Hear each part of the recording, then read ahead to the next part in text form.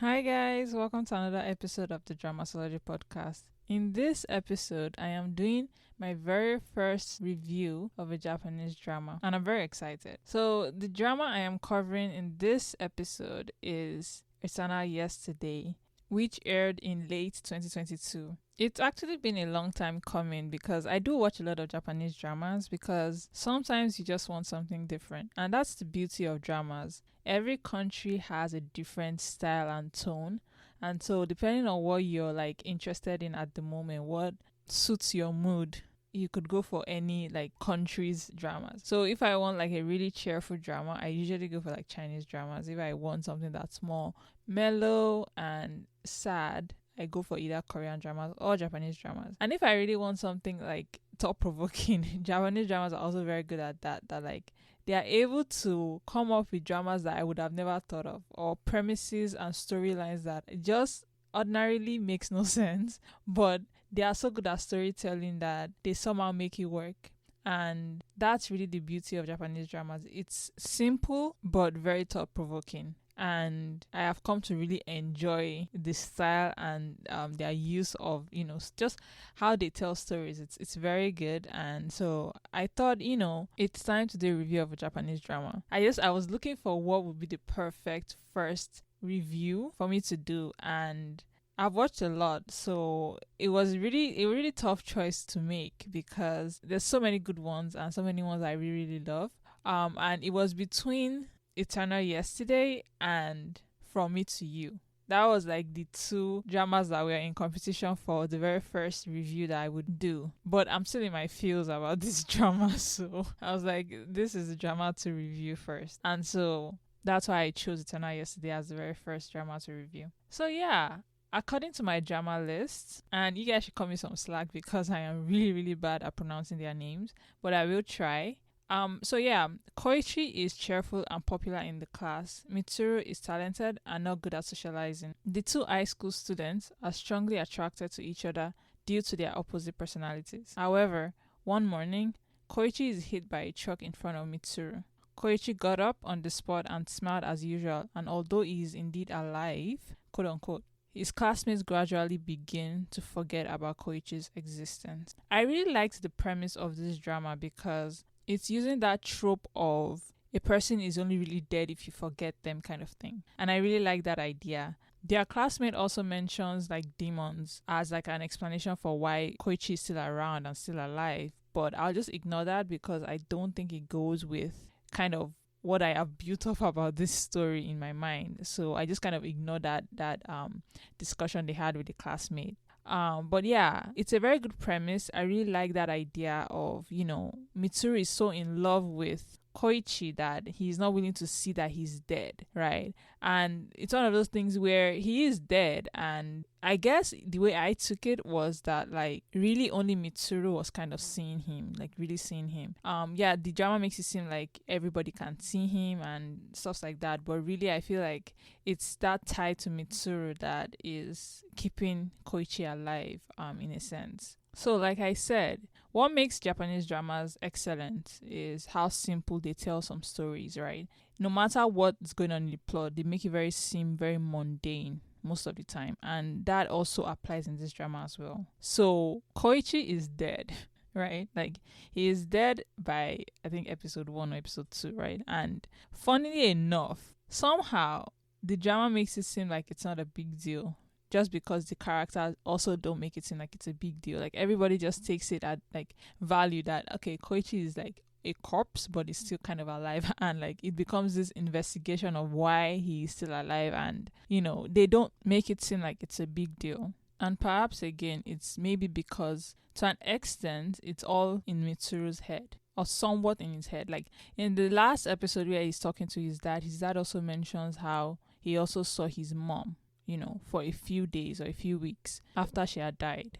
And so there's a sense of maybe it's all in his mind, and he's basically the one projecting this whole world where Koichi is still alive, and they are basically figuring out what happened to him and why he's still alive. I have to say that I was not expecting to like this drama as much as I did because, again, it's a very short drama and I think I stumbled onto it by mistake. I don't know either of the two actors in this.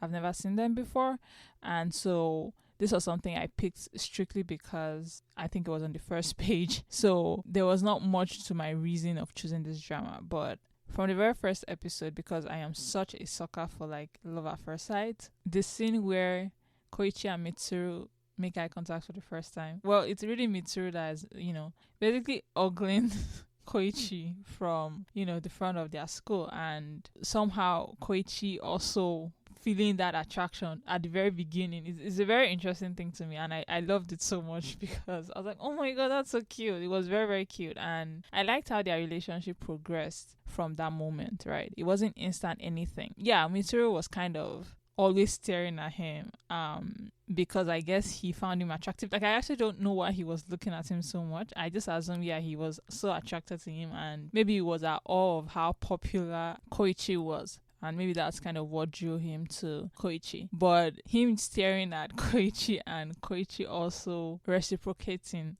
his initial feelings was very sweet and very cute, and I really liked it. And so the minute I saw that, I was like, yep, this is gonna be good. And unfortunately, I was one of those people that I didn't know was gonna be a tragedy. And I mean, this drama doesn't make it so painful because of how we progressively kind of see Koichi being quote unquote killed, right? So yeah, he is killed by the bus driver, but then slowly the plot kind of, show him being erased in people's minds. And so it wasn't as sad as it could have been, because I imagine if I had watched the first, let's say the first 8 episodes of Koichi and Mitsuru being so lovey-dovey and just being so cute with one another, and then the last episode is him being hit by the truck, then I would have felt really, really sad. But the way the drama did it, it was like you knew from the very beginning that Koichi was going to die, and so you kind of had some warning if you wanted to keep watching the drama regardless of that, premise. And so this drama wasn't too sad in that sense, but I was very, very sad because I just loved their relationship so much. It reminds me of Seasons of Blossom, and it's just that idea of, flashbacks into how they became what they became and their relationship, which was always so cute. And like, I have to say, the chemistry between these two is fire. Like, it's amazing. And it's funny because I wasn't expecting it because they look good as friends. And even though I knew that was the route that this drama was going, in the sense that it was BL, I don't know, I wasn't expecting the chemistry to be just that good. Like, it was really, really good. And I'm so impressed by the actors because they really seemed in love, right? And even though they were in love, they also seem like good friends, which is what makes this drama very good, in that it seems like friendship that grew into being more. Even though, from the beginning, clearly they were attracted to one another, but actually the way the drama showed their progression had a very friend to lover kind of feel to it. And I really enjoyed that, and I applaud the actors for showing that in this drama.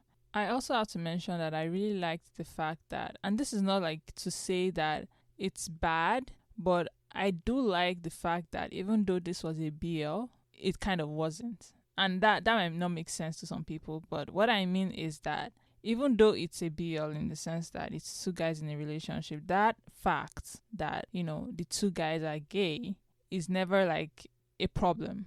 It's never even mentioned once, right? Okay, yeah, there's that scene where their classmate is asking Koichi and Mitsuru if they'd done anything the night before, and Koichi kind of freaks out. And Mitsuru, without even changing expression, is like, anyone looking at this guy talking about Koichi would obviously assume that something clearly happened between them last night. But he says it in such a deadpan way that it's almost not even a problem. And I really enjoyed that because I like sometimes when, even though it's a BL, for there not to be that conflict with, say, society or their school about the fact that the boys are gay. And I like that about this drama.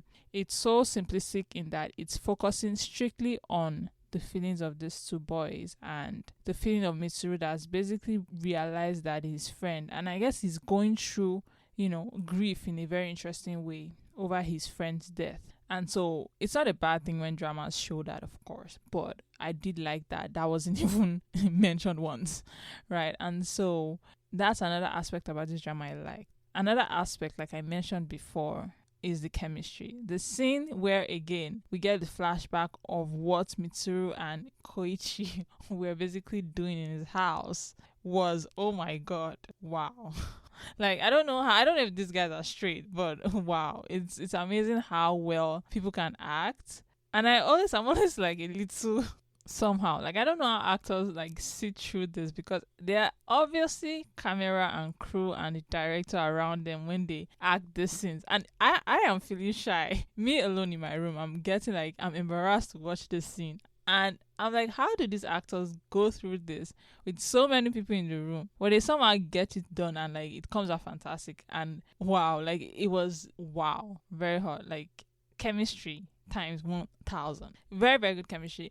Almost one of the best chemistries I've ever seen, like, in a drama. It's that good. Another thing I want to comment on that is really something specific to how I like my characters, is that I really like the character of Mitsuru just as a person, because I'm one of those people that I can't watch a drama or just anything if the main character is kind of annoying, or the main character is like someone I can't relate to. And in this drama, Mitsuru isn't like that. Mitsuru is one of the better like male leads or better main characters I've ever seen. His characterization is just amazing in that he's kind of an introvert, and I don't know if he's shy exactly, but he's something that even Koichi will talk about it. Like, he mentions that sometimes he can't sense what Mitsuru is thinking. Like the scene where they basically fight, right? Where Koichi raises his voice and talks about how he could tell that Mitsuru was not interested in their trip. I could see